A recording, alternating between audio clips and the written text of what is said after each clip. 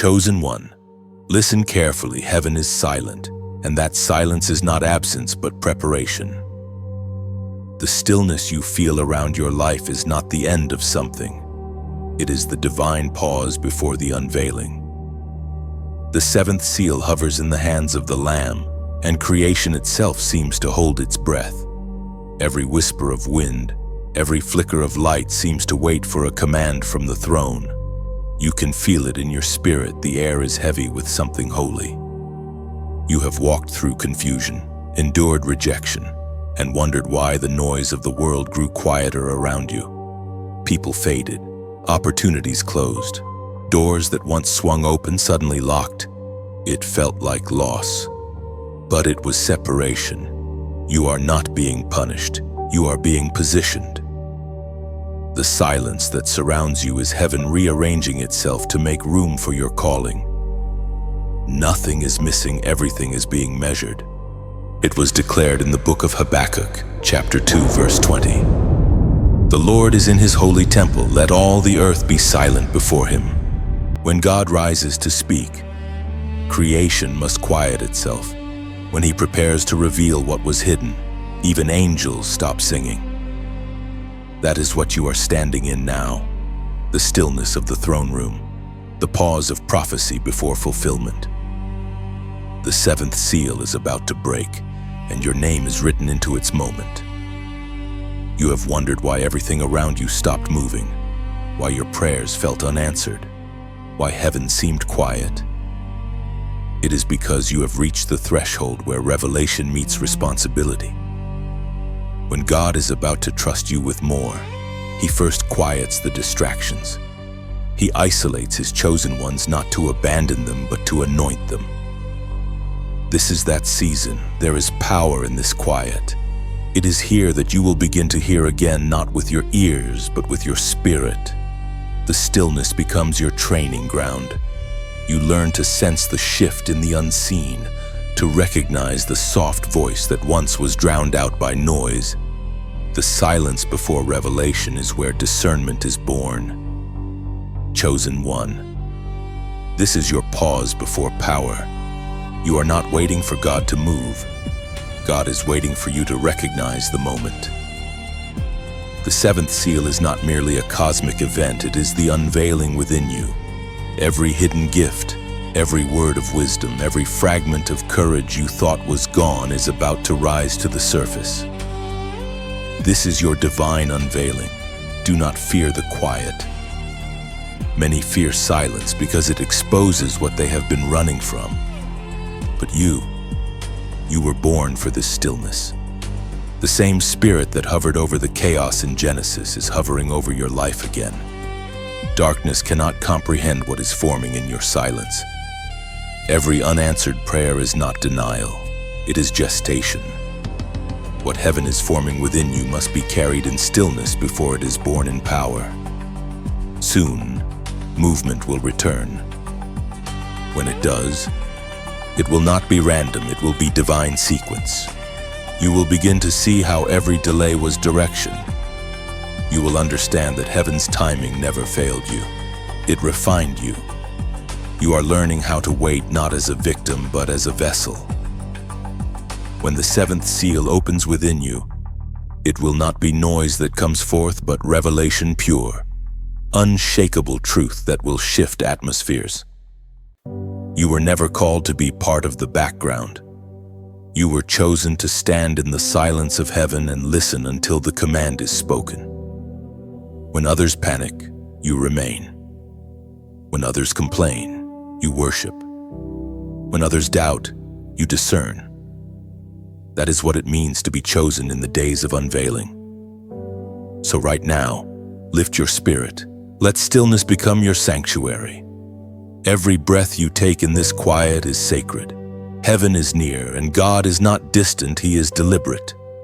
The seal will open, and when it does, you will step into the assignment you were born for. Until then, do not run from silence. Let it shape you, let it strengthen you. Let it sanctify you. If this word stirs your spirit, pause for a moment. Let the atmosphere know that you are ready for revelation. Like this message, share it so the others called by heaven may hear the same summons, and subscribe to remain connected to this stream of divine truth. Comment 777 below to mark your agreement, the number of completion, the sign that the seventh seal is opening within you. Heaven is silent, but the silence is sacred. Listen, your revelation is near. You begin to understand that being chosen was never a coincidence. It was not because you were better, stronger, or louder than others. It was because you were written into a plan far greater than your own. Before you took your first breath, heaven had already inscribed your purpose in the book of eternity. You were marked, not for comfort, but for calling. That is why your path has never been ordinary. There is a seal upon your life that the world cannot recognize, but heaven and hell do. It is not made of ink or metal, it is spirit, living and breathing within you. You carry the fingerprint of the Almighty. Every battle you have fought, every dark season you endured, was proof that you carry something worth attacking. You were never just surviving, you were being refined for revelation. The apostle wrote in the letter to the Ephesians, chapter 1, verse 13, "When you believed, you were marked in him with a seal, the promised Holy Spirit." This is no symbolic mark. It is the invisible covenant between your spirit and God's promise. The seal declares that you belong to heaven, even while walking among men. It cannot be stolen, and it cannot fade. You have felt it your whole life, the quiet pull toward righteousness when others chose rebellion. The restlessness when you tried to settle where you didn't belong. The world called it sensitivity, but heaven calls it discernment. Your spirit reacts because it knows what it carries. There is something within you that refuses to conform to darkness. That resistance is your divine signature. When you walk into a room, the atmosphere shifts. Not because of who you are, but because of what you carry. Light recognizes light, and darkness feels the tension of its defeat. You are the evidence that God still marks his people. You have been set apart to carry his presence into places that have forgotten his name. You may not wear a crown on your head, but your obedience glows brighter than any jewel. You may not feel powerful, but the mark on your life speaks with authority. It has preserved you in moments when you should have fallen. It has guided you through paths you didn't understand. Every divine encounter, every supernatural escape, every inexplicable peace in chaos, it all came because heaven's mark refused to let you go. There were seasons you tried to walk away from your calling, to blend into the ordinary, but the seal burned quietly inside you. It would not allow you to forget who you were.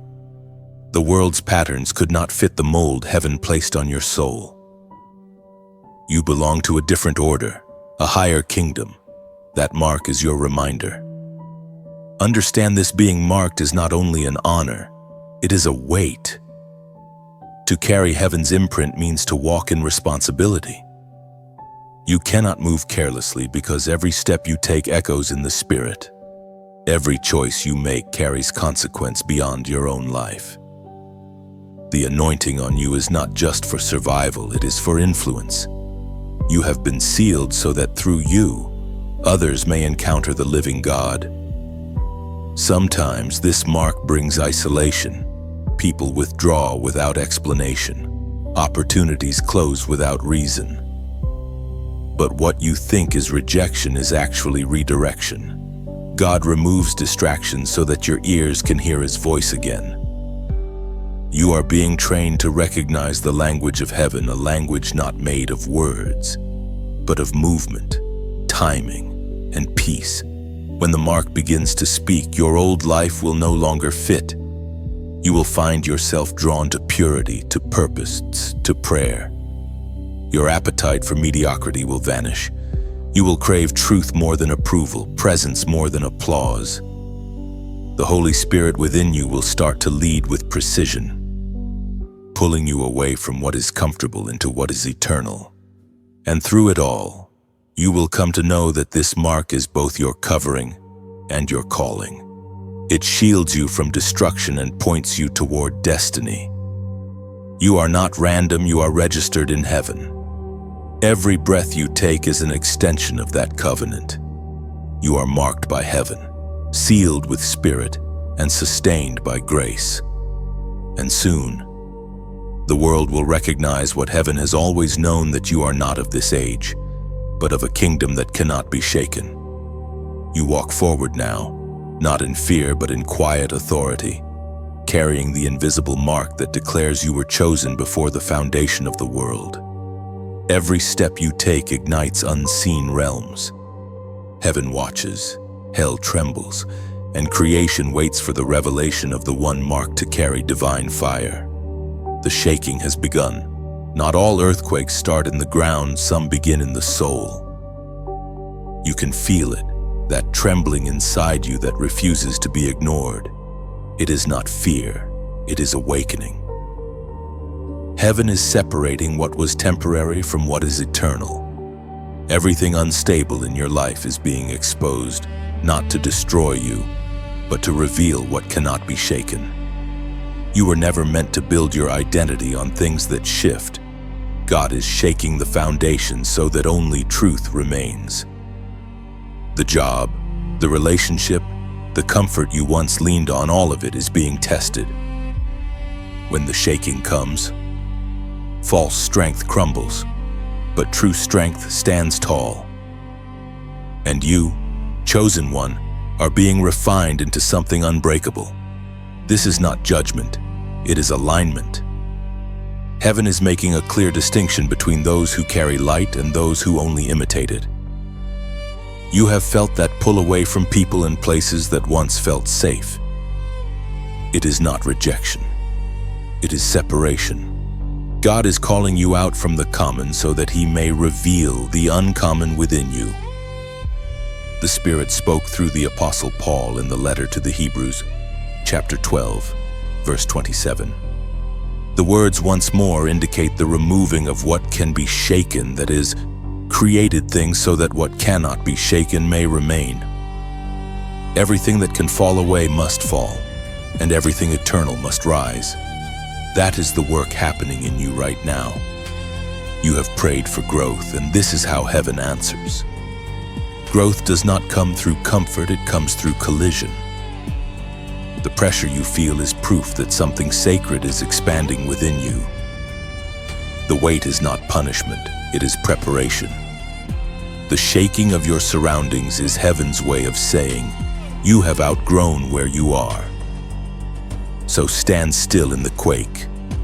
Let what is false collapse. Do not cling to the temporary when eternity is calling your name. You may lose what you thought you needed, but you will gain what your soul truly longs for. Every piece of your past that is breaking is making space for glory to enter. This separation will also happen within, between your old self and the person God is shaping you to become. You will notice that habits fall away, desires shift, thoughts that once consumed you no longer fit the new you. That is not confusion, it is transformation. Heaven is rewriting your patterns, your appetites, and your priorities. There will be moments of uncertainty. You will question why the familiar feels foreign. But remember, gold only shines after it survives the fire. The shaking removes the dust of distraction. It strips away everything that kept you small. The noise of the world will grow faint as you begin to hear a new frequency, heaven's voice calling you forward. When others panic, you must stand. When others curse the shaking, you must bless it. For it is proof that you are not forgotten, you are being forged. You are not being destroyed, you are being distinguished.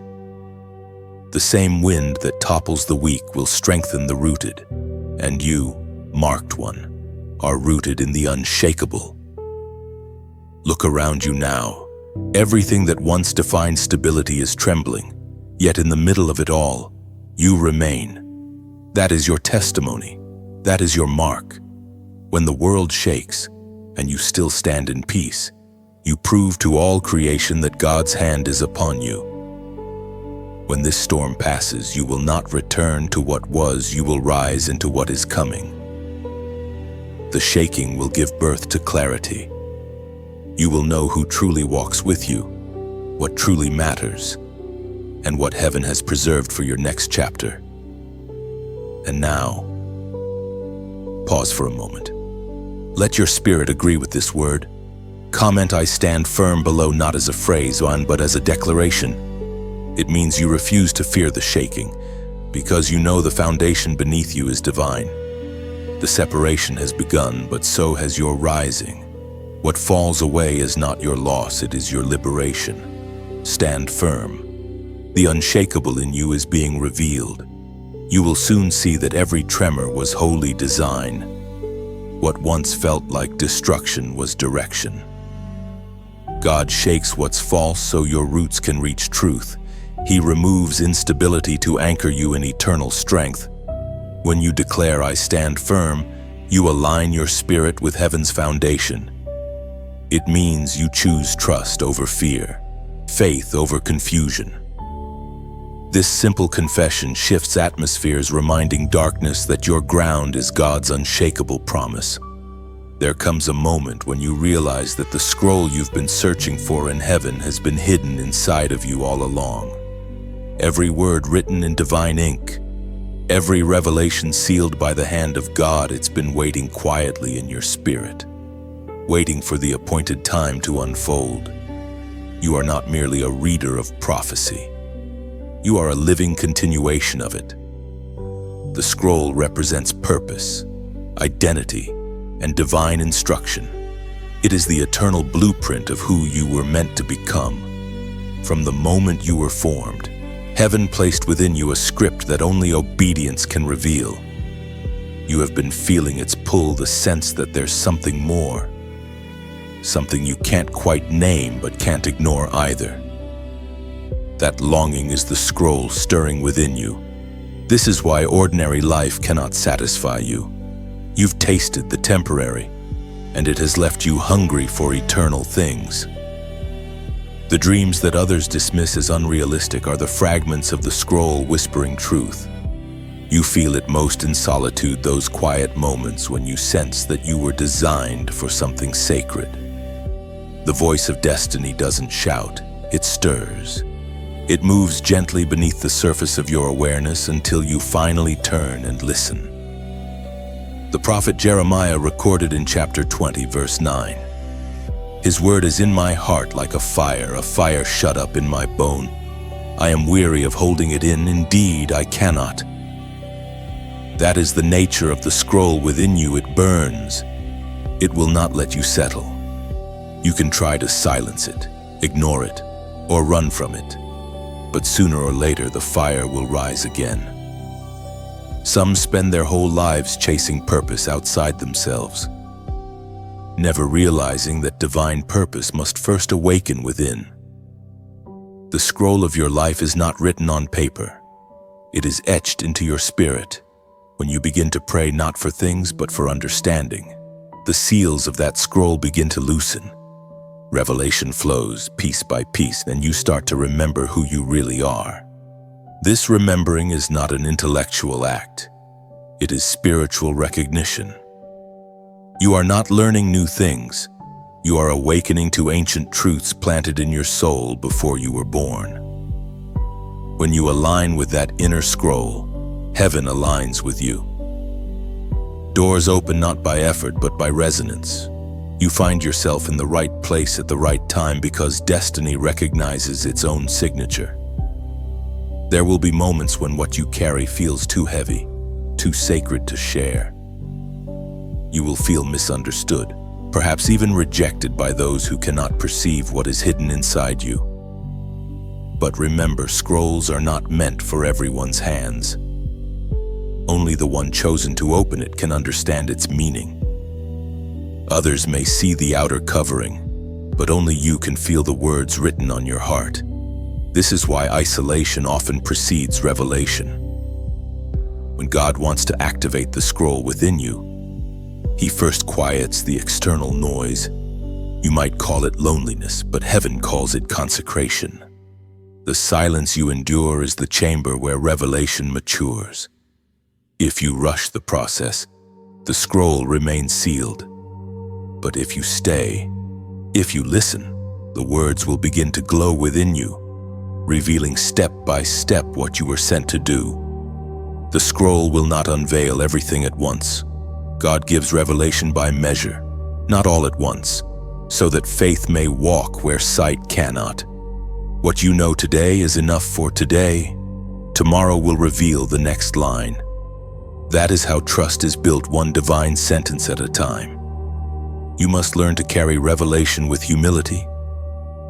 What you see in visions, what you feel in prayer, what you hear in whispers, these are sacred fragments of eternity. They are not for boasting, but for building. God entrusts revelation to those who can hold it without pride. The scroll within you is not meant to elevate you above others. It is meant to lift others toward light. And as you grow, you will begin to live the words written inside you. Your actions will start to echo the divine handwriting. You will move, speak, and decide as one who has read the script and embraced it fully. Life will no longer feel like guessing, it will feel like alignment. You are the carrier of divine instruction, the living scroll unfolding before heaven's gaze. Each act of obedience writes another visible line of invisible truth, and when you walk in that awareness, everything around you begins to find its place. The scroll within you is not just your story, it is God's revelation written through your life. The sound is rising now, trumpets stirring somewhere beyond the veil. You cannot hear them with your ears, but your spirit feels their vibration. They announce movement in heaven, signaling that the time of unveiling is near. What you once dreamed of is no longer a distant vision, it is approaching like dawn after a long night. You have sensed it for weeks, perhaps months, a quiet acceleration.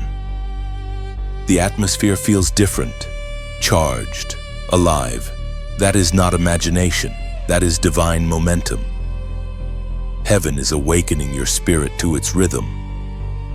The trumpets of destiny are not sounds of fear, they are songs of awakening, calling you to remember who you are and why you came.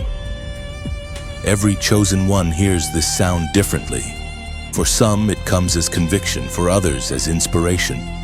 For you, it comes as restlessness, the holy kind that refuses to let you stay where you are. The trumpets are not outside you, they are resonating from within. The same God who spoke light into existence now calls your name again. It was written in the book of Joel, chapter 2, verse 1. Blow the trumpet in Zion, sound the alarm on my holy hill.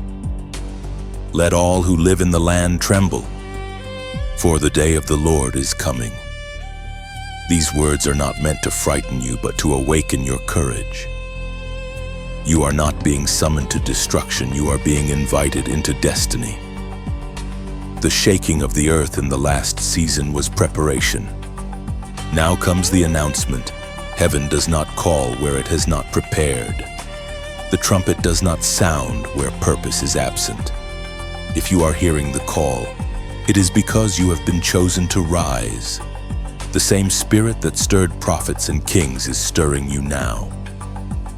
There is something deeply sacred about this moment. You are standing between what was and what will be.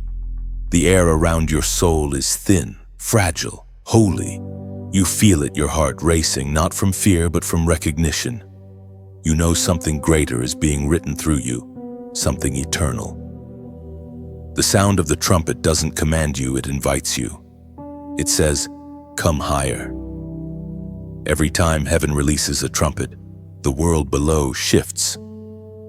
What once seemed ordinary becomes prophetic. The smallest decision begins to carry weight. That is how you know you are close to your turning point. Your obedience will become the sound heaven moves to, Your agreement will release what is still sealed. Do not wait for others to validate what you feel. The call is personal. The invitation is whispered, not shouted. It arrives in moments of quiet surrender, when your soul finally says, I am ready. The trumpet doesn't demand your attention, it draws it gently, like a melody you can't ignore. You do not need to strive to prove your worthiness. You only need to respond. The sound you hear is not a test. It is a reminder. The same God who began this work in you is faithful to complete it. The trumpet does not summon the unworthy. It awakens the willing. And as the sound grows louder, you begin to realize that your response is also a sound, a resonance that echoes back to heaven. When your heart agrees, heaven harmonizes. When you align your actions with that sound, the gates that were closed begin to open. In this sacred space, let your response be soft but sure. Choose not from fear but from love. Let your yes rise like incense, unseen yet fragrant. If this word stirs something deep within you, don't treat it as coincidence. Let your soul breathe it in. If your heart feels aligned with this sound, lift your light quietly. Press the heart beneath this message as a symbol of your agreement. Let it not be a click, but a candle shining back toward heaven. If this truth resonates, release it like a songbird, share it, not to be seen, but to set another spirit free. Each echo you send is a ripple of awakening across the waters of time. And if you long to walk beside voices that hear the same trumpet, remain close, subscribe as one would stay near a fire on a cold night. Let this be your place of warmth, of remembrance, of renewal. The trumpets are sounding, and the heavens are listening for your reply. Every trumpet you answer becomes a thread of light woven into eternity. Heaven does not forget the sound of your yes. It becomes music in the halls of purpose. Let your spirit rest in that melody. Each note you release through love, courage, and truth becomes proof that you have heard heaven and chosen to sing back. There is a sound beneath the altar, a deep, echoing cry rising from souls who gave everything and held nothing back. You may not hear it with your ears, but your spirit knows the tone. It is the song of endurance, the voice of those who overcame through faith and fire. You can feel their legacy in your bones, as though their prayers still vibrate within the chambers of your soul. The cry of the martyrs is not a cry of defeat. It is a declaration that obedience is stronger than death. Their voices remind heaven that truth is costly but eternal. They were not extraordinary by birth. They became extraordinary through surrender. They stood when fear said kneel. They loved when hate surrounded them, and they forgave when cruelty tried to break them. The same spirit that carried them now burns in you, as written in the book of Revelation, chapter 6, verse 10. They called out in a loud voice, "How long, sovereign Lord, holy and true, until you judge the inhabitants of the earth and avenge our blood?" The cry was not anger. It was intercession. They were not demanding revenge. They were yearning for redemption. Their voices rose not from bitterness, but from the deep knowing that God's justice would prevail. You, too, have been walking through a kind of martyrdom, not of the body, but of the spirit. Every time you forgave when it would have been easier to fight back. Every time you loved when it hurt. Every time you kept believing when everything in you screamed to quit, you joined their song. The altar's cry has become your heartbeat. You have lost things you cannot explain. Some relationships ended without reason. Some doors closed that seemed perfectly timed. Yet through the pain, something holy was forming inside you. The cry beneath the altar is not just a story of ancient saints, it is the echo of your own endurance. You have been refined in silence, shaped in waiting, and strengthened through tears. The world often mistakes your gentleness for weakness, your compassion for naivety, your faith for denial. But heaven knows better. Heaven calls you a witness, one who stands firm though misunderstood. The cry within you is not desperation, it is devotion. It says, even here, even now, I still believe. You are part of an unbroken chain. The light that burned in them burns in you. Every generation of faith is connected through endurance. When you pray, your words intertwine with theirs, those who loved not their lives unto death, those who chose eternity over approval. You are surrounded by a great cloud of witnesses, cheering for your faith to endure until the end. There will be moments when you feel alone, as though your prayers go unheard. But the cry under the altar proves that heaven hears every sound of the surrendered. No tear has ever fallen unnoticed. No silent act of obedience has been wasted. The cries of the faithful have become the rhythm of heaven's justice, the steady heartbeat that reminds God's creation redemption is still unfolding. And when you whisper your own prayers, they rise to join that eternal chorus. You may not see the impact now, but your endurance shakes unseen realms. You are not standing apart from their story. You are continuing it. Your quiet yes carries the same authority as their final breath. Chosen one, understand this truth: heaven does not measure faith by comfort, but by constancy. Every time you choose to love again, to believe again, to hope again, the altar trembles with recognition. The cry of the martyrs grows louder through your life. You are the living proof that their sacrifice was not in vain. And now, let your heart echo that sound. Let your endurance become your offering. You have come too far to turn back now. Your suffering has purpose. Your waiting has weight. The altar still burns, and the incense of your faith rises with theirs. If this word resonates within you, pause for a moment, let it sink deeper than emotion, into conviction. Then declare your alignment with the altar's song. Comment 4 below. 4 is the number of foundation, the symbol of the 4 corners of the earth, the balance of creation, the place where heaven's order meets the ground of your reality. Writing 444 is not superstition, it is testimony. It says, "My faith will not crumble. I am grounded in divine order." It means that even when life shakes, your roots reach deeper into God's structure, not away from it. To comment 444 is to acknowledge that you stand upon something eternal. It is to join your voice with those who endured before you. To say, I am part of the same foundation of faith. This simple act becomes a spiritual alignment, a visible echo of an invisible vow. There is a stirring in the heavens, a flame being drawn from the altar of God and cast toward the earth. You feel it before you see it, like the pulse of lightning beneath the clouds. The air grows heavier, not with fear, but with a holy intensity. It is the convergence of mercy and judgment, love and fire. You were created to stand in this moment, to be a vessel that carries divine flame without being consumed. This fire is not destruction, it is purification. It burns away the false so that the true may remain. Every ember that touches the ground of your life has purpose. It reaches into hidden corners, into memories you've buried, into parts of yourself you thought were long dead. God's fire does not destroy what is meant to live, it revives it. The only things that perish are the illusions you've clung to. You have prayed for clarity, for strength, for breakthrough. But heaven answers such prayers with fire. Because fire reveals, it refines, and it separates.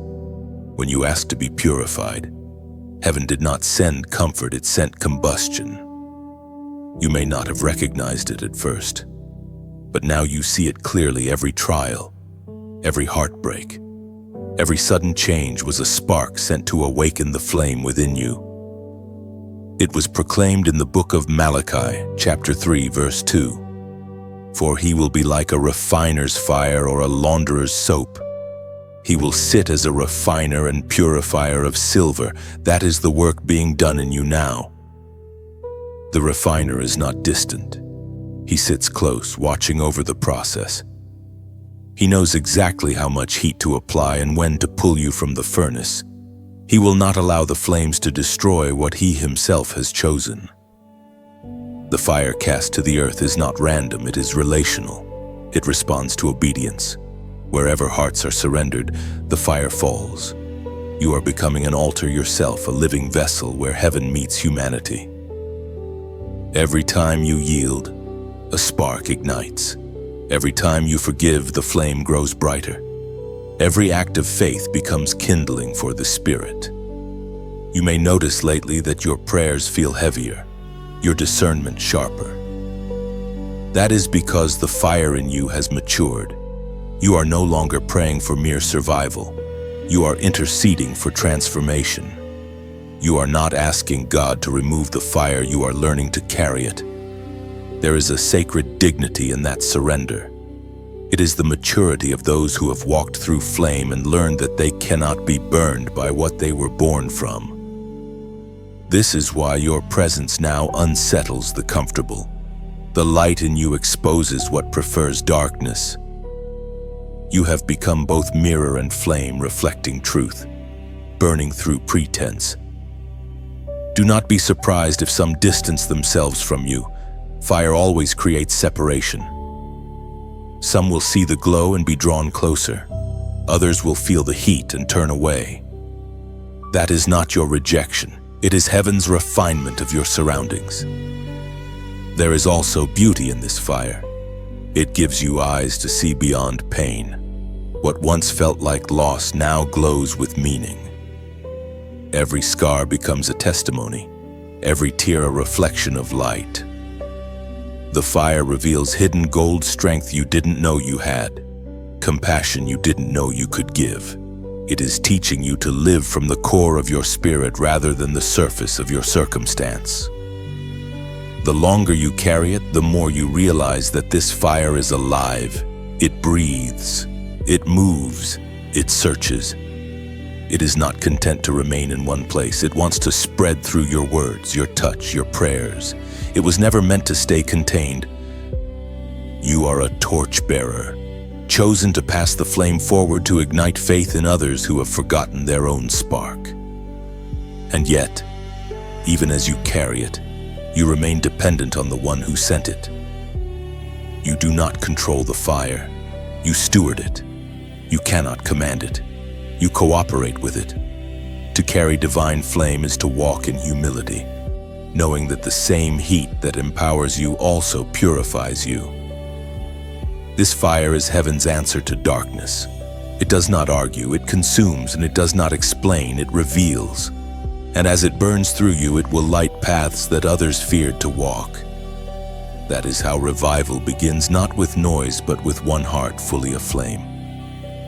So stand steady in the glow. You are not merely surviving the fire, you are being shaped by it. The refiner is still near. His eyes are on you, his purpose intact. You will emerge radiant, carrying not the scent of smoke, but the fragrance of glory. There is a mystery whispered through eternity, a name that has never been spoken on earth, a sound that only heaven recognizes. It is the name written before time began, the one that defines who you truly are.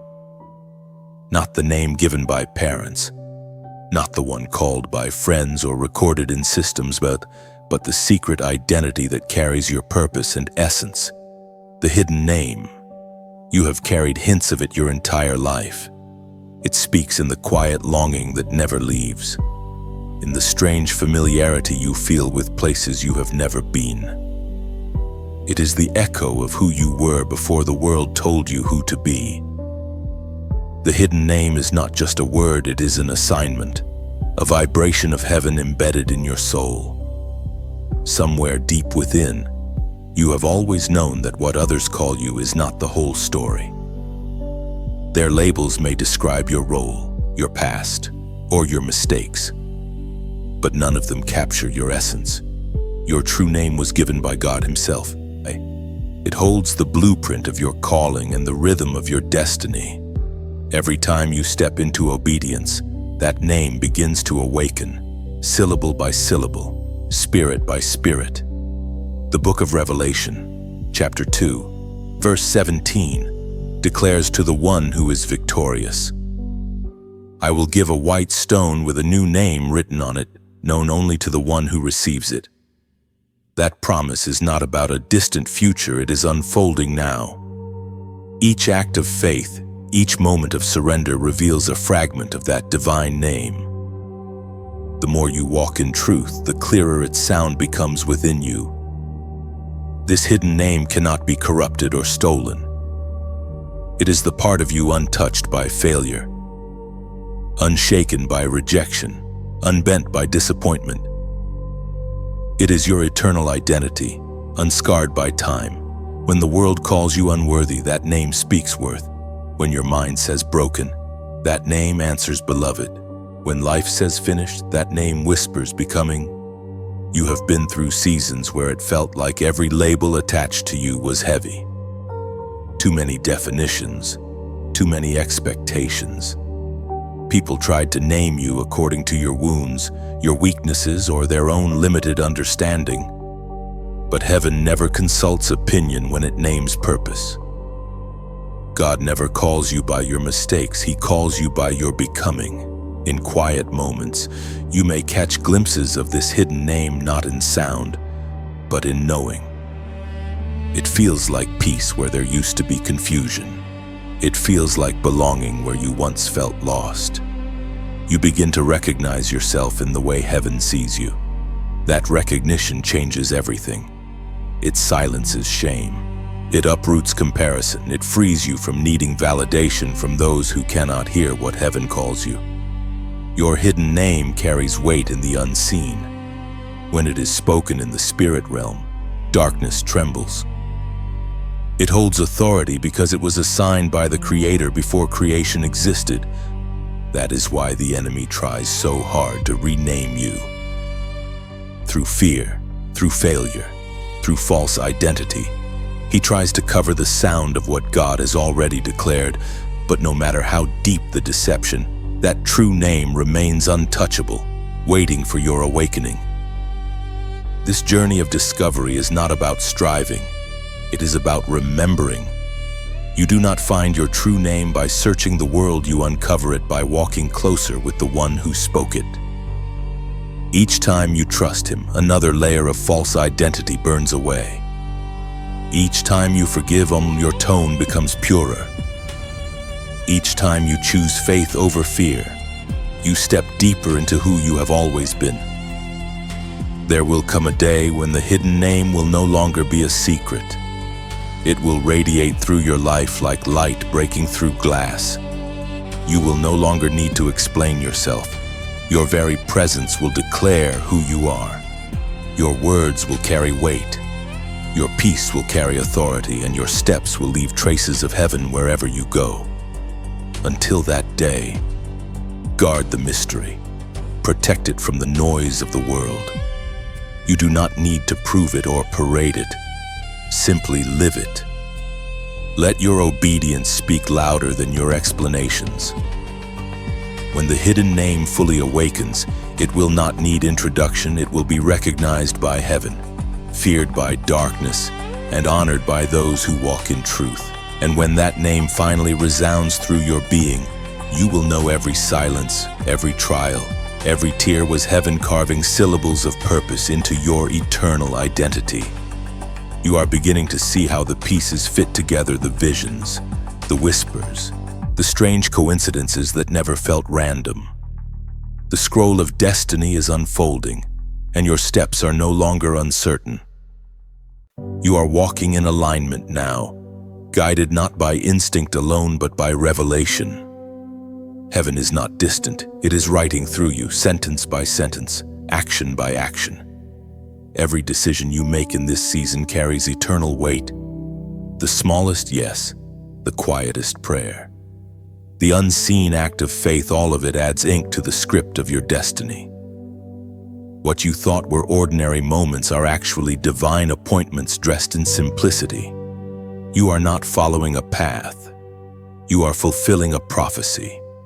It was revealed in the book of Psalm, chapter 139, verse 16. All the days ordained for me were written in your book before one of them came to be. This is not poetic language, it is reality. Your life is not unfolding randomly. Every step has been measured, every encounter preordained, every delay purposeful. Even your pain has meaning, even your waiting has direction. You have reached the place where obedience feels natural, almost instinctive. You no longer chase signs, they begin to follow you. You speak, and things align. You move, and doors respond. That is the mark of someone walking in divine rhythm. The scroll within you is no longer sealed, it is breathing. But understand this truth: revelation without humility can destroy. The more heaven entrusts to you, the deeper you must kneel. The higher the call, the lower the posture. You are being given wisdom not to rule over others, but to serve with purity. The authority on your life is not dominance, it is stewardship. You were chosen to guard light, not to control it. The destiny written for you does not depend on applause. It moves by alignment, not validation. You are not required to prove your anointing. You are only required to live it. When you walk in purpose, the fruit will speak for itself. Those who are meant to recognize you will, without explanation. This is the hour of activation. The scrolls of destiny are opening across the earth, and those who have been hidden are being summoned. You are one of them. That pull you feel, the urgency, the restlessness, the fire to do something that matters, is heaven's call to step fully into your assignment. You will know where to go, when to move, and what to say. The same spirit that inspired the prophets now breathes within you. The enemy will try to confuse you, to make you doubt the words written over your life. He will whisper, "You made it up," but every time you pray, confirmation will come, not always in miracles, but in peace. Peace is the signature of divine truth. Wherever it settles, revelation is authentic. You must guard the scroll within you from imitation. Not everyone who walks beside you is meant to read your pages. Some will misunderstand your silence. Others will question your confidence. Do not waste your energy explaining revelation to those not ready to hear it. What is written for you is written in light. Only those with eyes of faith will understand its brilliance. This is a season of alignment, and heaven is watching closely. Every act of obedience turns another page. Every time you choose patience over pride, humility over haste, the story deepens. Your scroll is not finished, it is being lived.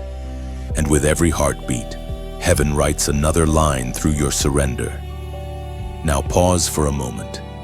Let this truth settle like oil upon your spirit.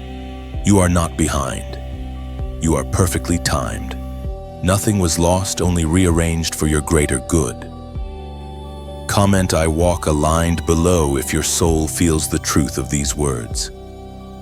Say it not as agreement with a message, but as a seal upon your destiny. It means you are choosing to walk where heaven leads, not where comfort pulls. It means your steps are no longer random, they are revelation in motion. The scroll continues to unfold, and the ink of your obedience is still wet. Keep walking. Heaven is still writing. Each time you declare "I walk aligned," heaven records it as movement. It is not just a phrase, it is the sound of faith finding its rhythm with divine timing. When you speak those words, you give permission for heaven's order to replace human confusion. Alignment means surrendering control, trusting that every step forward is sacred, even when unseen. And as you live that declaration, doors open without striving. clarity replaces chaos, and peace becomes proof that you are walking the very path your soul was written for before time began. The air is trembling with tension, the kind that comes before a storm of revelation. You can sense it in your bones, that ancient pulse of conflict rising again. The dragon's rage has been unleashed, not as myth or story, but as reality cloaked in subtlety. It hides behind distraction, pride, fear, and doubt. It slithers quietly through the cracks of your peace, whispering that you are unworthy, that your calling was a dream. But do not be deceived, this is not the end. It is confirmation that heaven has marked you.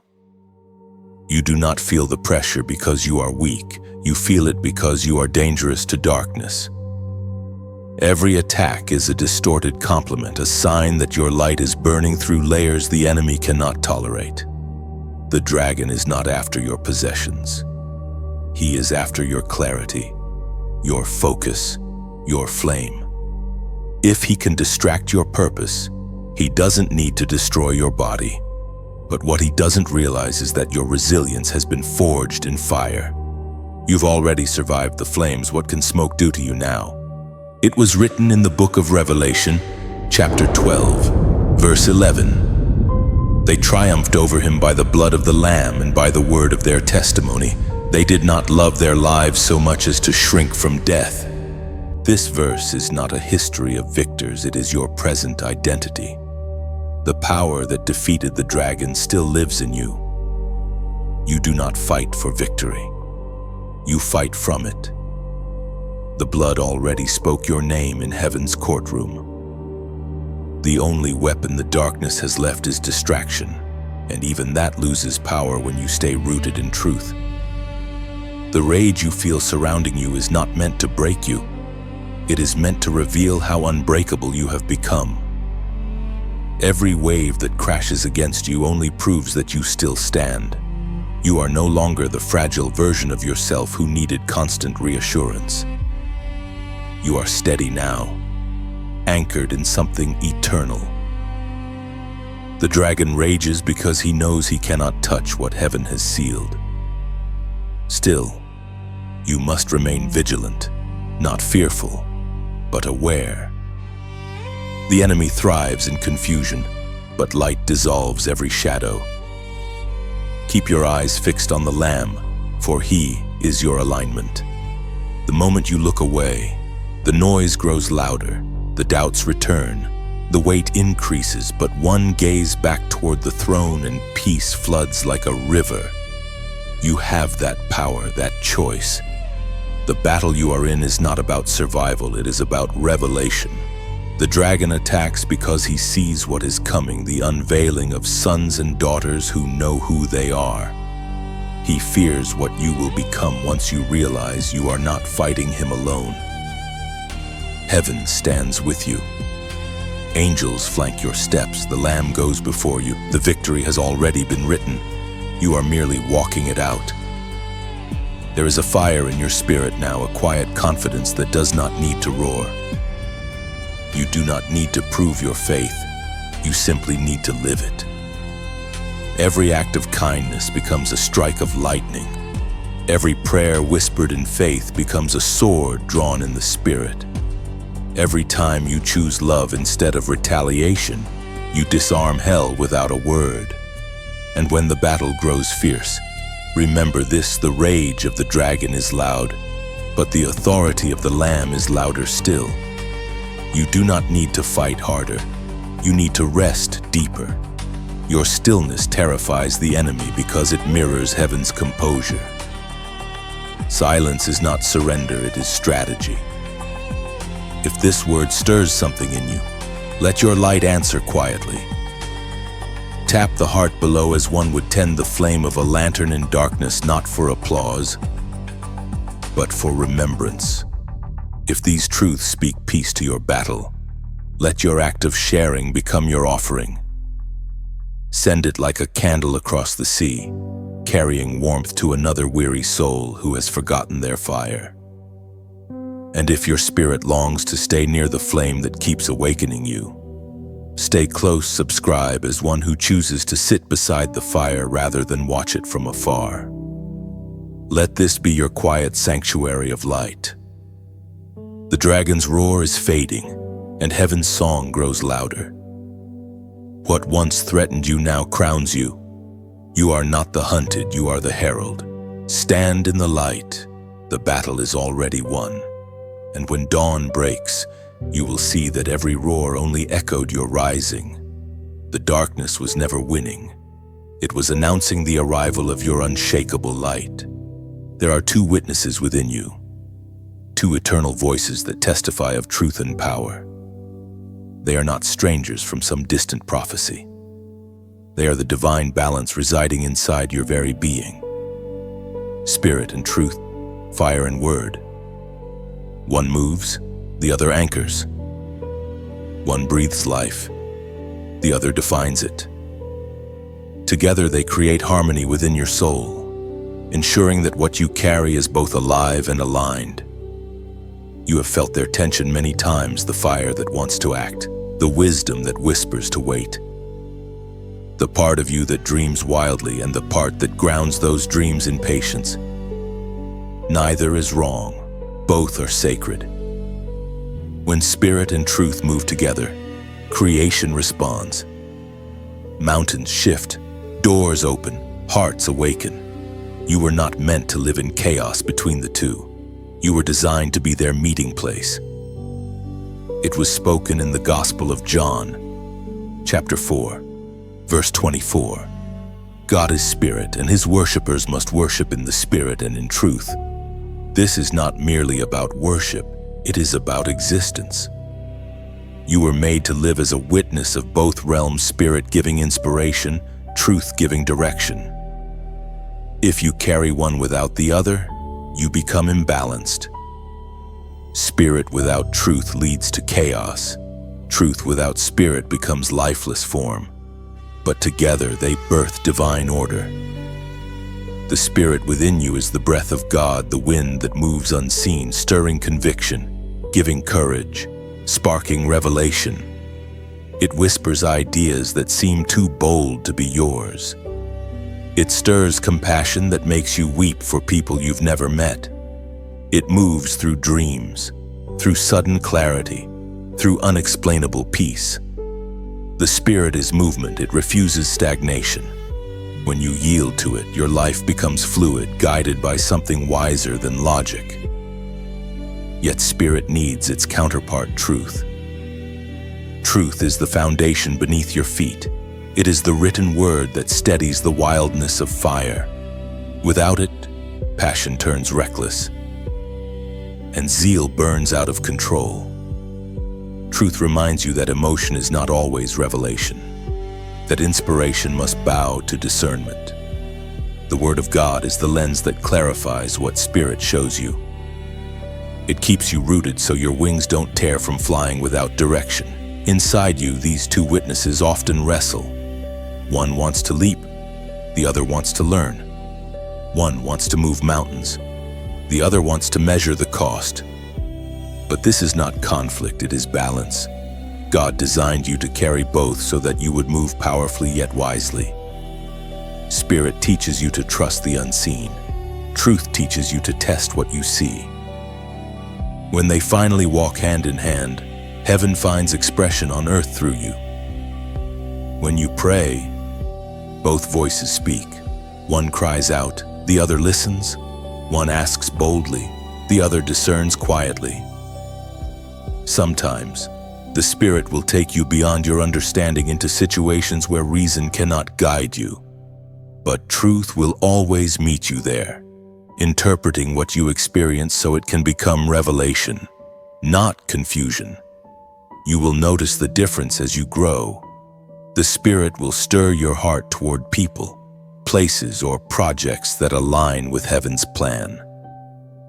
Truth will confirm it through Scripture, through peace, through timing. Together, they ensure you do not wander into delusion disguised as destiny. They preserve your integrity, your sanity, and your joy. This is how prophets are born, not from arrogance, but from agreement. when spirit and truth become one voice inside you. Everything you speak carries weight. Your words begin to create instead of merely describe. They cut through deception like light through mist. You do not need a title to be prophetic. You only need alignment.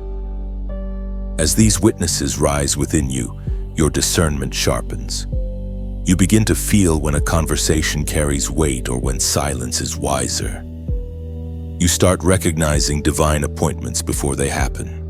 Life ceases to be random, it becomes orchestration. Spirit guides you into movement. Truth defines the meaning behind it. You are becoming a living testimony of balance, a vessel where wind meets word, where passion meets principle, where heaven's breath meets earth's language. This is your inner temple, your sacred equilibrium. When you walk in it, your life becomes proof that God's Spirit still speaks and His truth still stands. The two witnesses within you are not at war. They are learning to walk in unity. And when they do, your voice will no longer echo confusion, it will echo creation. And in that unity, every word you speak will carry the pulse of heaven.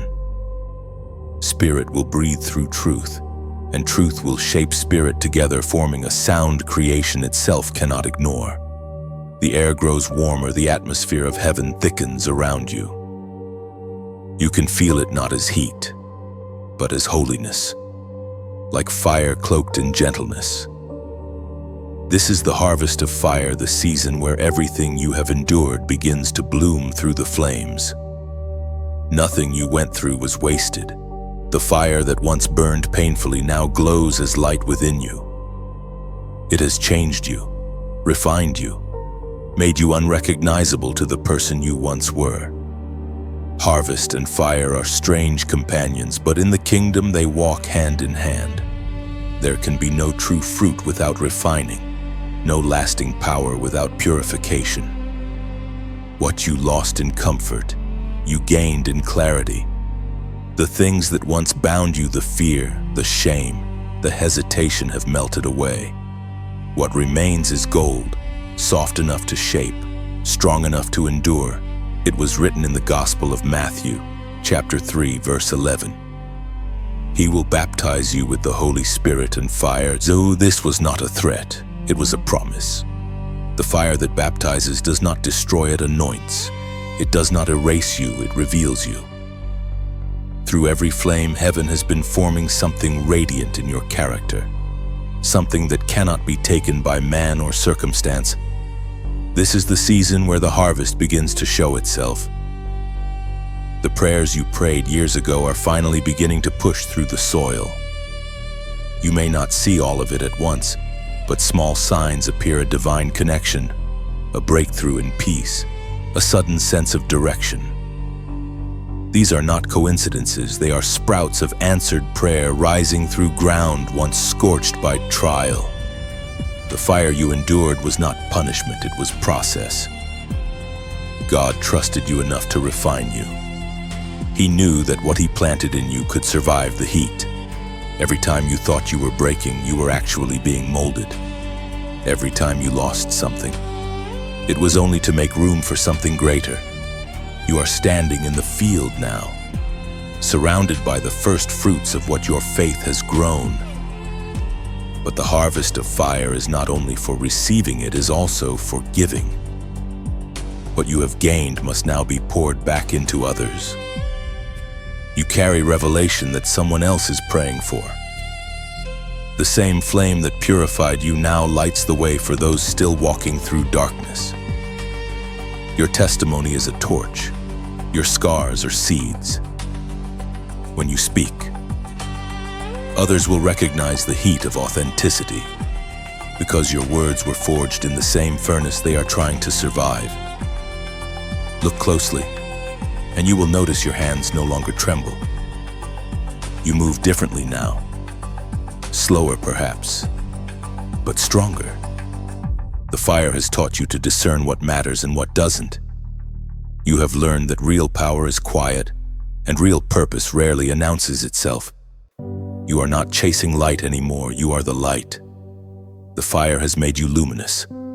This is the beauty of divine paradox. The very flames that seemed to consume you became the source of your illumination. You no longer fear the fire, you carry it. You no longer pray for escape, you pray for endurance. And because of that, heaven can trust you with more. So now, as the season shifts and the harvest begins, there is a whisper from heaven, a gentle call, not of obligation but of agreement. Comment 545 below. 5 is the number of grace, and 555 is the rhythm of divine transition. To write 555 is to declare that you are stepping out of refining into release. It means the process has completed its cycle, and you are ready for multiplication. It says, I accept the grace for what comes next. You are no longer merely surviving the fire, you are sowing from it. Every ember that touched you has become a seed of transformation. As you walk forward, you will carry warmth where others feel cold, clarity where others are lost, and peace where others panic. That is the mark of one who has passed through flames and emerged faithful. The harvest of fire has begun, and you are its living field. What once broke you now blesses others. What once felt like ashes now glows like sunrise. And as you move ahead, you will understand the fire was never sent to end you. It was sent to reveal the unburnable in you. To comment 555 is to mark your shift from endurance to expansion. It is not a ritual, but a declaration that grace has rewritten your story through flame and faith. When you write it, you agree that every burn became blessing, every breaking became building. 555 becomes your covenant with divine renewal. You can feel it now, something is forming beyond the veil, gathering strength in the unseen. The sealed remnant is awakening. They are not a crowd, they are a chorus. Scattered across nations, they rise in silence and strength, called not by man's command but by heaven's design. You are part of them. You have felt that strange stirring inside your soul, the quiet knowing that you were never meant to walk alone, that somewhere in the spirit others carry the same fire. The remnant is not defined by number but by nature. They are the ones who would not bow to compromise, who chose conviction when convenience called louder. They are the hearts that refuse to grow cold, the ones who still believe when faith seems foolish. They are not the loudest voices, but their presence shifts atmospheres. When they enter a room, darkness adjusts itself. When they speak, truth reverberates. When they pray, the unseen trembles. You have crossed paths with some of them before, brief encounters that left your spirit strangely comforted, even without words. That recognition was not coincidence, it was resonance. The mark upon you responds to the mark upon them. The same seal that heaven placed over your life glows within theirs. The remnant recognizes its own not by appearance but by frequency, the sound of purity, the vibration of obedience, the quiet authority of those who have walked through fire and remained faithful.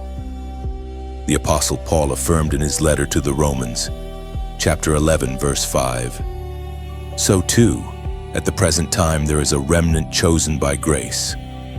Those words are still alive, breathing through generation. Grace is what defines the remnant. It is not self-righteousness or perfection. They are not chosen because they are flawless, but because they are faithful. Grace found them, sealed them, and now sends them. The remnant does not seek recognition. They seek revelation. They move unseen but leave traces of transformation everywhere they go. They build quietly, heal humbly, love relentlessly. They are heaven's answer to a world drowning in imitation. While many chase spotlight, they chase presence. While others argue for position, they bend in prayer. Their power lies in stillness, their influence in surrender.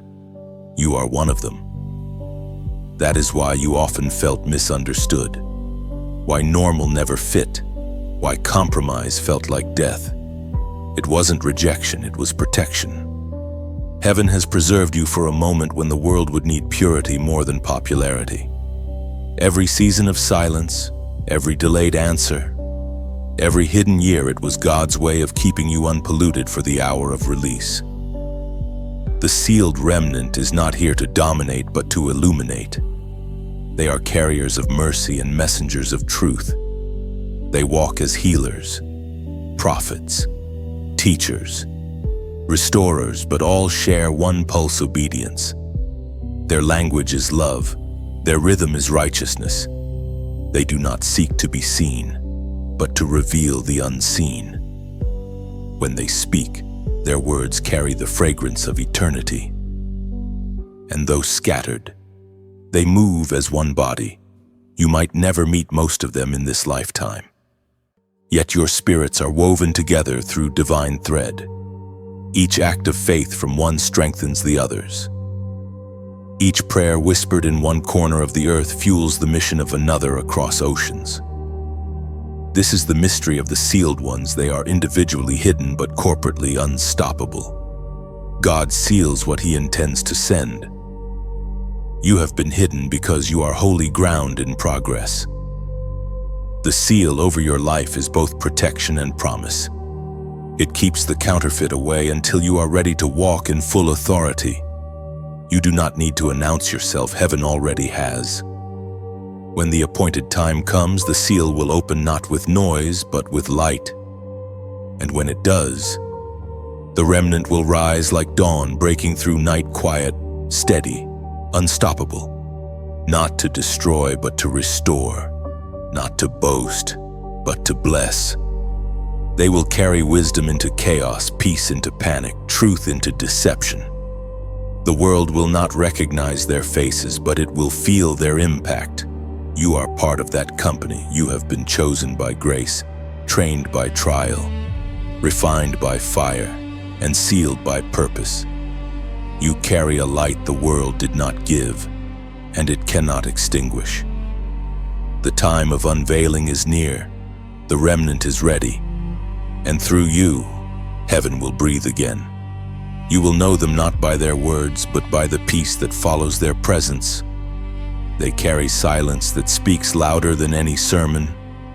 And when your spirit recognizes theirs, it will feel like coming home. Different hearts. One heartbeat, moving in rhythm with heaven's hidden symphony. The sound of the seventh angel begins as a whisper, then grows into a vibration that moves through all creation. It is not chaos, it is completion. The final trumpet does not come to frighten, it comes to fulfill. What began in silence will now end in sound.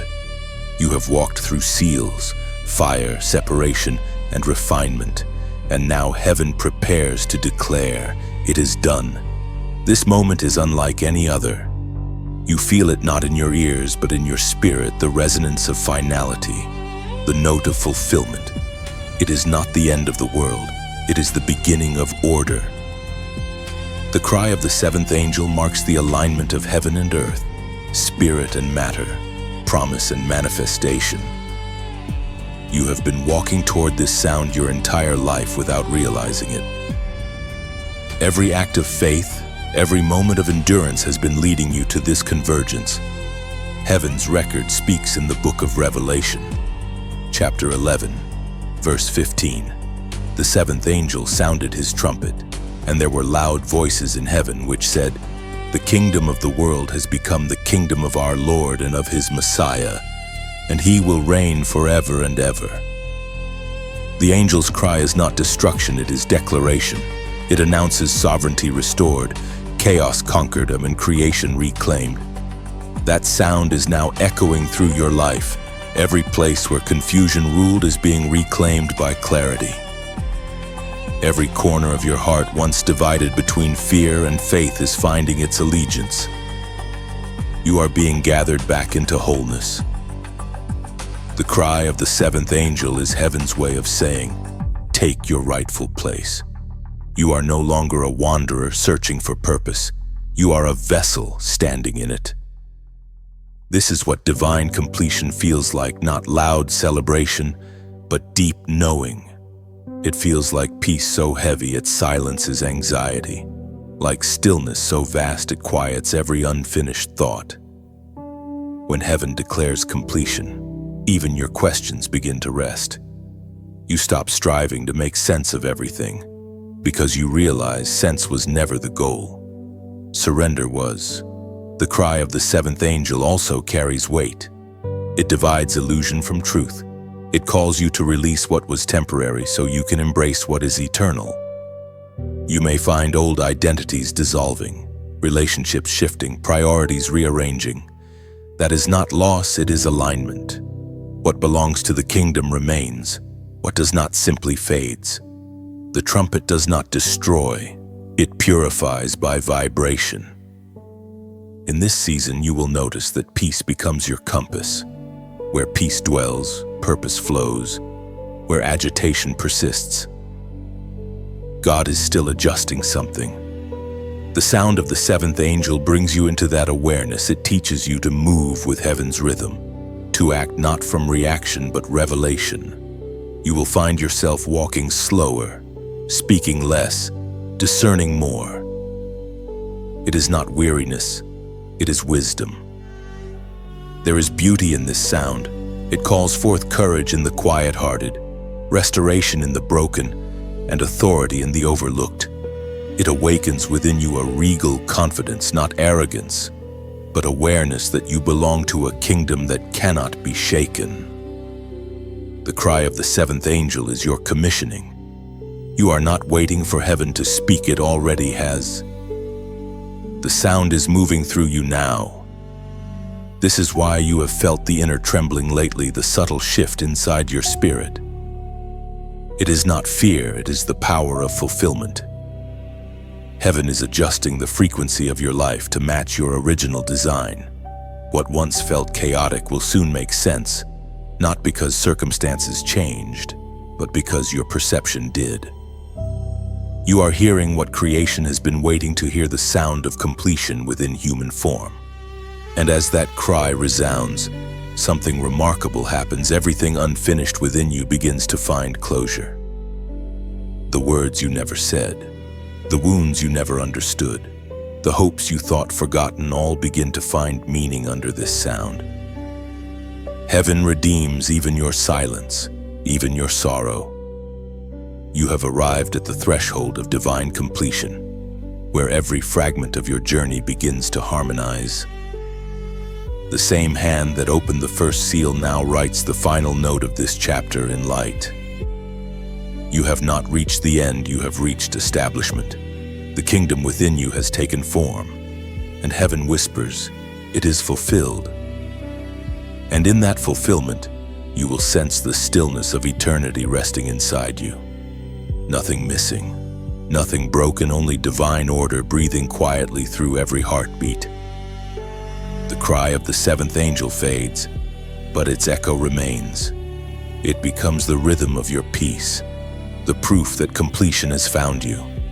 You have walked through fire, through silence, through revelation, and through sealing, and now something extraordinary begins to unfold. The temple within you awakens. It is not a structure made by hands or built with stone. It is the living dwelling place of the divine. What once felt distant now feels near. The voice you once strained to hear now whispers from within. Heaven is no longer somewhere you hope to reach, it is rising from the inside out. The psalmist declared in the book of Psalms, chapter 84, verse 2, "My soul yearns, even faints, for the courts of the Lord. My heart and my flesh cry out for the living God." That yearning is sacred. It is the echo of eternity calling home. You are not being drawn toward religion, you are being drawn into relationship. The longing in your heart is not weakness, it is worship in its purest form. The song of the inner temple awakening. Within you lies the altar where heaven meets earth. Every prayer, every tear, every act of quiet obedience has built this inner sanctuary, stone by invisible stone. The walls are not made of marble, but of surrender. The floor is paved with faith. The fire that burns there does not fade. It renews itself from your willingness to yield. This is the mystery. You are both priest and temple, offering and altar. There was a time you sought God in distant places, hoping to feel His presence in extraordinary signs. But now you begin to realize the extraordinary has taken residence within you. You no longer have to chase the sacred. You carry it. The Creator has chosen to dwell in His creation. What once separated heaven from humanity has been bridged by love. You may have wondered why your heart sometimes felt heavy, why your emotions felt deeper than words. It is because you have been carrying glory too great for confinement. The presence within you presses outward, reshaping your priorities, renewing your desires, reforming your identity. While what once drew you no longer holds you, you crave truth, purity, and peace because that is what your spirit is made of. The temple within you refuses to coexist with chaos. You are being restructured from the inside. Old thoughts are crumbling like dust. New light fills the corridors of your mind. You are learning that worship is not a song, it is a posture. It is how you breathe, how you forgive, how you love, how you endure. Every quiet moment of gratitude, every unseen act of kindness, each one sends incense upward from your inner sanctuary. Heaven visits those who have prepared a resting place. And now, you are that resting place. God is not looking for perfect walls, but for willing hearts. The temple within you is not about grandeur, it's about intimacy. You carry divinity in ordinary motion, sacredness in simplicity. When you smile with compassion, when you choose mercy instead of judgment, the temple glows a little brighter. Sometimes you'll feel the presence move through you like a gentle wind, soft but undeniable. Other times it will be like fire, fierce yet freeing. Both are holy, both are necessary. You are learning to host the divine presence without fear, without striving, simply by being. That is the highest form of worship, existence aligned with glory. If these words find harmony in your heart, let your hand move gently, press the heart below as if lighting a candle in the temple's inner court. If you feel this truth deserves to breathe beyond you, share it softly as one opens the temple gates to let the fragrance of incense drift into the world. Your act of sharing is not publicity, it is worship in motion. And if your spirit wishes to dwell often in this atmosphere of light, stay near, subscribe as one who lingers in holy stillness, not to consume words, but to commune with presence. Let this space become a sanctuary where your spirit can return and remember. And if this message awakens a whisper within you, write it below, not in noise, but in reverence. Let your words rest like prayers upon the temple wall, small offerings of gratitude and faith for all to read. Each gesture, your listening, your reflection, your silent agreement becomes part of the worship echoing from the temple within. You are not waiting for heaven to descend. Heaven has already made its home in you. The temple within you breathes with every heartbeat, a living proof that divinity chose you as its dwelling. You are the quiet cathedral of eternal light, and as you move through the world, every act of love becomes incense rising your life, a continual prayer echoing in heaven's endless sanctuary. Somewhere deep within creation, a sound begins to stir, a tender voice calling not from above, but from within the hearts of those who can still hear. It is the voice of the bride and the Spirit speaking in unison. The invitation is ancient yet ever new. Come, this is not a command, it is a longing. It is heaven reaching for earth, eternity whispering to time. The bride is awakening. And her awakening is not a moment, it is a movement. For generations, humanity has looked upward, searching for God among the stars. But now heaven moves through the collective heartbeat of those who have been refined, sealed, and set apart. The bride is not one person, it is a people awakened to love. She is rising from the ashes of religion, shaking off the dust of disappointment, standing radiant in revelation. She remembers who she is, the beloved, the chosen, the reflection of divine beauty. The Spirit and the bride call as written in the book of Revelation, chapter 22, verse 17. The Spirit and the bride say, "Come." And let the one who hears say, "Come." Let the one who is thirsty come, and let the one who wishes take the free gift of the water of life. This verse is the heartbeat of the final invitation, the union of divine desire and human response. It is heaven's song of longing answered by hearts that dare to love back. The awakening of the bride is not loud or theatrical. It happens quietly, within hearts that finally rest from striving. She rises through surrender, not spectacle. Her beauty does not come from adornment, but from alignment. The bride does not chase glory, she carries it. Every tear she once shed now shimmers like jewels. Every scar has become her strength. What once felt like rejection has turned into redirection toward divine intimacy. The Spirit, ever gentle, moves through her like wind through a field, breathing life into every withered dream, every forgotten hope. She begins to recognize herself in his reflection. The world taught her to compete, to compare, to earn love through effort. But the Spirit teaches her that she was loved before she could do anything to deserve it. The bride awakens when she realizes that grace is not a rescue, it is her identity. This awakening is happening now, quietly, invisibly across hearts and nations. It happens in living rooms, in quiet prayer, in simple kindnesses, in every whispered yes to truth. The bride is not defined by walls or titles, but by her willingness to love without agenda.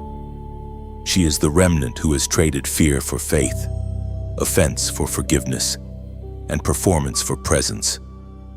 Her power lies in purity.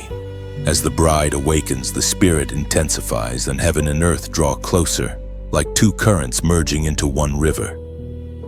The old boundaries between sacred and ordinary begin to fade. The Spirit flows freely through art, through conversation, through acts of compassion. The divine begins to move not just in sermons, but in the simplicity of daily life. Everything touched by love becomes liturgy. You, too, are part of this awakening. Every time you choose love over resentment, you echo that ancient word, "Come." Every time you forgive, you prepare a pathway for heaven to draw nearer. The bride is not an exclusive circle. It is an invitation to anyone who still believes love can redeem all things. In this awakening, there is no hierarchy, no competition, only communion.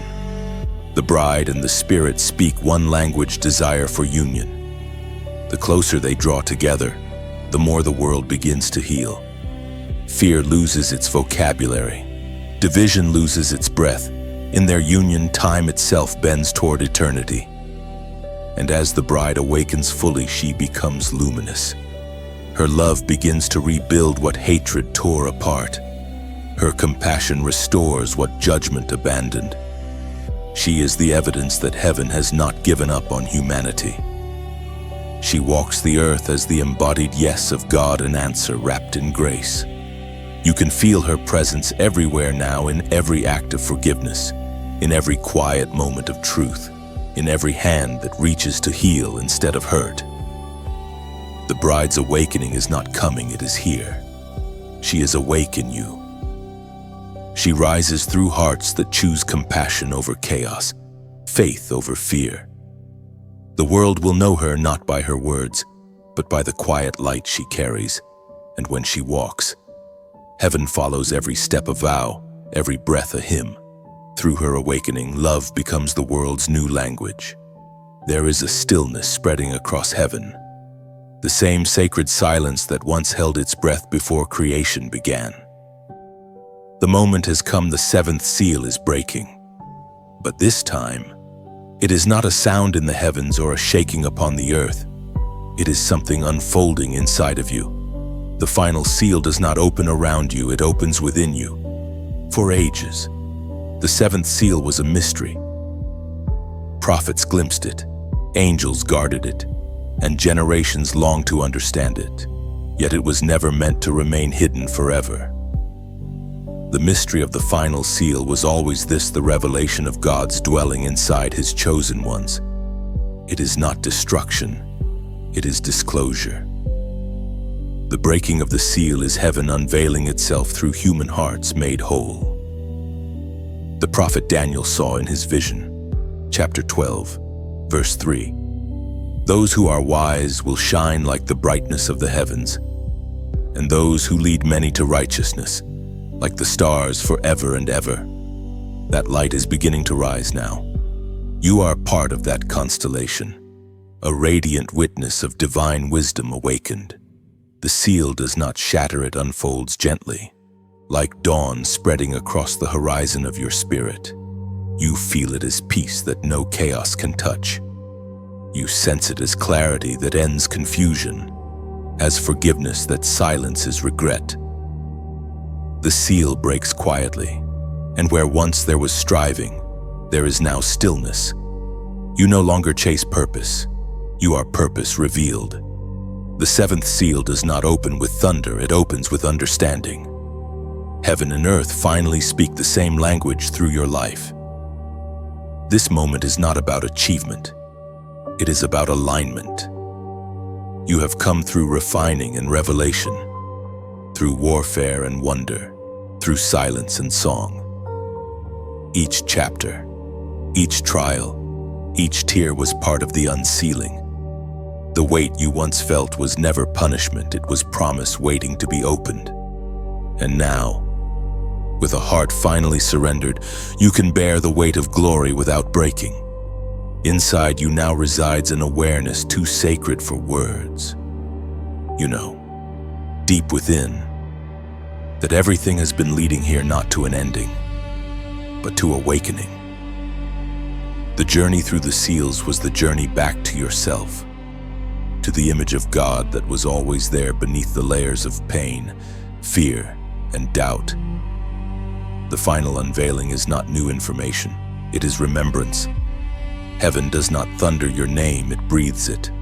The same spirit that hovered over chaos in Genesis now hovers within you, shaping creation through peace.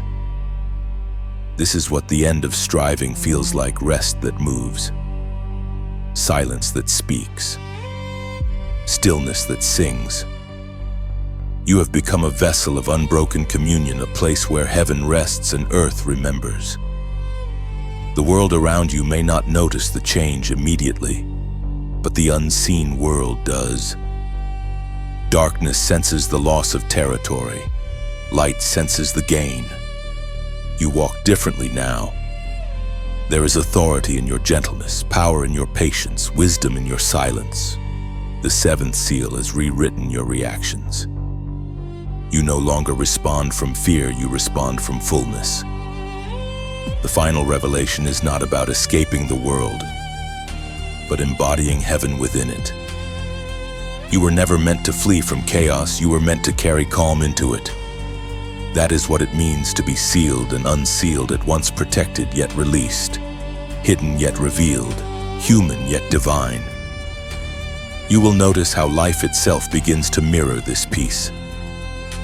The same storms that once unsettled you now bow before your calm. Conversations change, relationships realign, opportunities unfold naturally. You are no longer forcing destiny, you are flowing in it. You understand now that power was never in control. It was always in communion. And when you look back, you will see it, the pattern of grace threading through every season, every delay, every prayer, The seventh seal was never about endings. It was about wholeness, and it was heaven saying, you are ready. Ready to live, to love, to lead, to shine. The silence in heaven has found its echo in you. It is not the quiet of emptiness, but of completion. The unsealing of glory is not an explosion of light. It is illumination from within, the kind that never dims because it was lit by eternity itself. And now, you stand not as one waiting for revelation, but as revelation walking heaven unveiled, human yet holy, carrying peace into every place, still searching for it. The journey ends, yet truly begins, light wearing flesh, eternity walking time. You are the fulfilled prophecy, the living temple, the unsealed heart where heaven and earth finally breathe as one. The seal is open. Glory moves freely now through your hands, your words, your quiet existence forever joined with divine purpose. And now, chosen one, the story finds its still point, the moment after the final seal, where words fall away and only presence remains. You have walked through silence and fire, through revelation and restoration, and arrived at the place where heaven lives inside you. This is not an ending. It is a return. The light that once guided you from above now glows from within. You are the living continuation of the prophecy, the vessel that carries peace into restless spaces. The world around you may not understand it, but they will feel it, the calm, the clarity, the quiet authority that follows those who have been unsealed. Everything about you now testifies without striving. Your eyes speak what your mouth no longer needs to say. You have become what you were always meant to be, a reflection of the divine heartbeat moving through human rhythm. Your life is the echo of heaven, your presence the proof that light still chooses to dwell among us. Wherever you go, you will not carry sermons, you will carry serenity. You will not preach faith, you will be faith walking. And if this journey has touched your spirit, if something within you feels seen, awakened, or restored, then let that feeling find expression. Press the heart below as one would place a hand upon sacred stone, not out of habit, but as reverence. Let it be your quiet amen. Share these words only if they breathe peace into you. Release them like petals on the wind, trusting they will land where other souls are ready to bloom. And if your heart desires to stay near this current of light, subscribe as one who chooses to return to the river, to sit beside its flow whenever the world grows loud.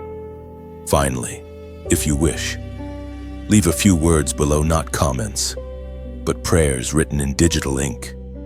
Let them rest here as small offerings, reminders that light still speaks through human hands. You have reached the unsealing, but the journey continues. The glory that awakened in you is eternal.